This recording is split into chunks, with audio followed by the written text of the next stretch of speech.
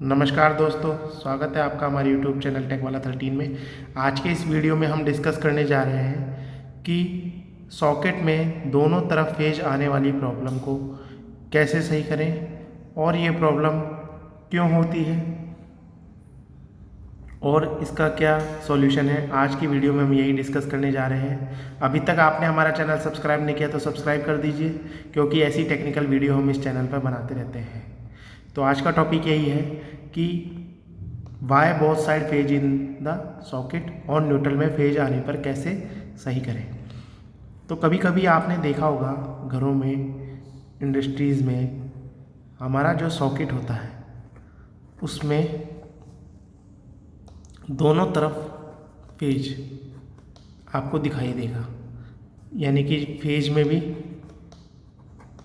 Phase आ रहा है और न्यूट्रल में भी फेज दिखाता है। दोनों तरफ फेज ग्लो होने लगता है। तो इसका जनरली जो मेन रीज़न है वो दो रीज़न होते हैं, जो कि पहला जो होता है वो होता है आउटसाइड का और दूसरा होता है वो इनसाइड। इन दोनों के कारण ही हमारे फेज और न्यूट्रल में फेज ग्लो होता है, न्यूट्रल में फेज आता है।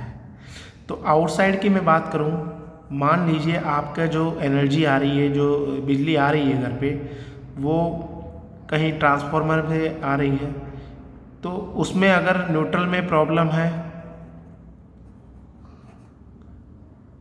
तो भी आपका दोनों में फेज ग्लो होगा।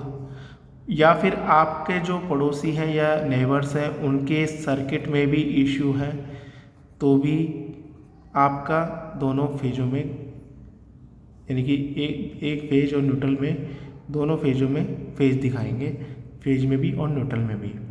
और दूसरा रीज़न है आपके घर में। अगर आपके घर में भी किसी सर्किट में प्रॉब्लम है या फिर न्यूट्रल कनेक्टेड नहीं है या फिर न्यूट्रल लूज है, तो भी आपका फेज और न्यूट्रल में फेज दिखाएगा, दोनों में फेज की प्रॉब्लम रहेगी। तो सबसे पहले मैं बात करता हूँ आउटसाइड वाला जो प्रॉब्लम है उसको कैसे ठीक करें, चेक करें या ठीक करें। तो आउटसाइड प्रॉब्लम में क्या करना है, जैसे ही आपका कोई एनर्जी मीटर लगा घर पे लगा होगा, ये इनपुट साइड है, ये आउटपुट साइड है। इनपुट साइड और ये आ रहा होगा आपका बिजली विभाग से या ट्रांसफार्मर से, जो आपके पोल पे जो वायर आ रही है उसे। और इस एनर्जी मीटर के बाद में जब आप उसके बाद में एमसीबी लगाएंगे तो इस एमसीबी को ऑफ करना है, जिससे कि आपका जो घर की जो सारी लाइट है वो डिस्कनेक्ट हो जाएगी। ये जो है ये वाला सर्किट ऑफ हो जाएगा। अब जो सप्लाई रह जाएगी वो एक तरफ रह जाएगी, या तो वो नीचे की तरफ होगी या ऊपर की तरफ होगी। तो इसको आपने जब एमसीबी को ऑफ कर दिया तो यहाँ सप्लाई रह गई। अब मान लीजिए ये मेरा फेज है और ये न्यूट्रल है, तो जब मैं इसको चेक करूँगा, अगर यहाँ एक में एक वायर में फेज आ रहा है और एक में न्यूट्रल, यानी कि ग्लो हो रहा है, एक पे टेस्टर ग्लो हो रहा है, दूसरे में नहीं हो रहा है, इसका मतलब आउटसाइड प्रॉब्लम नहीं है, ये इनसाइड हो प्रॉब्लम है। और अगर दोनों में फेज आ रहा है तो इसका मतलब ये हो सकता है कि आपके घर में जो पावर आ रही है तो वो से बाहर से ही कोई प्रॉब्लम है, या तो ट्रांसफार्मर में न्यूट्रल वीक है, न्यूट्रल जो है कनेक्टेड प्रॉपर नहीं है, या फिर आपके जो नेबर्स हैं उनके ही घर में प्रॉब्लम है, सर्किट में प्रॉब्लम है, या जो पोल से आपका जो आ रहा है सप्लाई फेज और न्यूट्रल उसमें प्रॉब्लम है। तो ये आपको कंप्लेंट कर देनी है एमसीबी अपने घर की सप्लाई बंद करके, और जो आपका बिजली विभाग है उसमें आपको कंप्लेंट करनी है कि मैंने पूरे घर की कर दी है बंद और फिर भी मेरे फेज और न्यूट्रल में सप्लाई आ रही है। तो आप उसको कंप्लेंट कर सकते हैं, तो वो उसमें आपको कुछ नहीं करना है। अगर यहाँ पर दो फेज में ग्लो कर रहा है और न्यूट्रल में ग्लो नहीं कर रहा है, तो आपको समझ जाना है कि ये जो प्रॉब्लम है वो मेरे इनसाइड प्रॉब्लम है। कहने का मतलब ये मेरे हाउस में जो लगी हुई है उसमें है। तो अब क्या होता है कि ये जो एक मेन एमसीबी है वहाँ इनपुट आया और उससे आउटपुट निकल गया, तो ये अलग अलग चला जाता है, जैसे बेडरूम में, किचन में,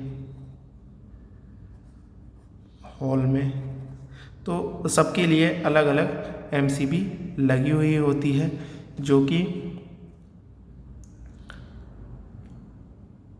अलग अलग रूम और उनको सप्लाई देती है। तो अब क्या करना है, आपको इस मेन एमसीबी को ऑन करना है और यहाँ की जो सेपरेट एमसीबी है उनको ऑफ कर देना है सभी को, और एक एक रूम को आपको चेक करना है। जैसे पहले किचन में चेक कर लिया, वहाँ अगर आ रहा है तो वह आपका प्रॉब्लम वहीं है।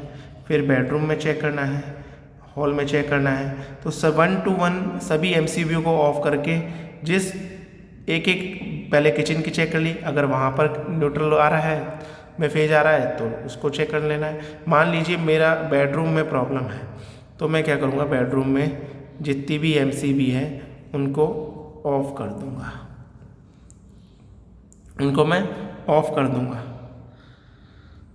अब एक एक एमसीबी को मैं ऑन करूँगा, अब वहाँ चेक करूँगा एमसीबी में, तो वहाँ न्यूट्रल में भी फेज आ रहा है, तो मैं क्या करूँगा, अब उसके सभी स्विच सॉकेट चेक करूँगा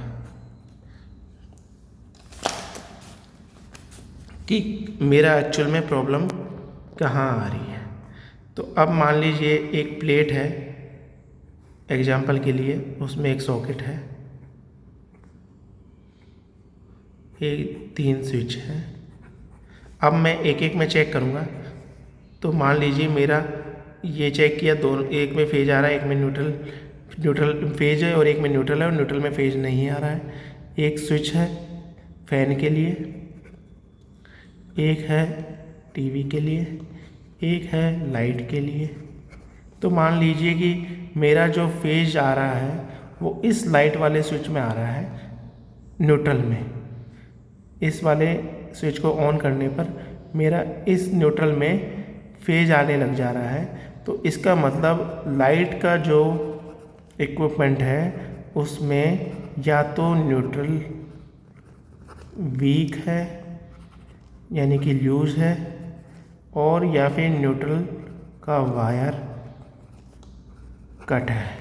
तो मैं उसको आइडेंटिफाई करके उस प्रॉब्लम को रिजॉल्व कर सकता हूँ। तो न्यूट्रल में फेज आने का मेन ही रीज़न यही है कि आपका जो या तो न्यूट्रल लूज है या न्यूट्रल का वायर कटा हुआ है, वो इक्विपमेंट में से फेज रिवर्स होके आपका न्यूट्रल में ना जाके आपके सर्किट में आ रहा है, ताकि वो उसको हैम्पर कर रहा है। तो या तो दोनों मेन रीजन न्यूट्रल में फेज आने का यही है कि या तो आपका न्यूट्रल वीक है, लूज है, या फिर न्यूट्रल का वायर कटा हुआ है। तो इस तरीके से आप इस प्रॉब्लम को सॉल्व कर सकते हैं और आसानी से उसको रिजॉल्व कर सकते हैं। अगर आपको ये वीडियो अच्छी लगी हो तो चैनल को सब्सक्राइब, लाइक, कमेंट, शेयर ज़रूर कर दीजिएगा। जय हिंद दोस्तों, धन्यवाद दोस्तों।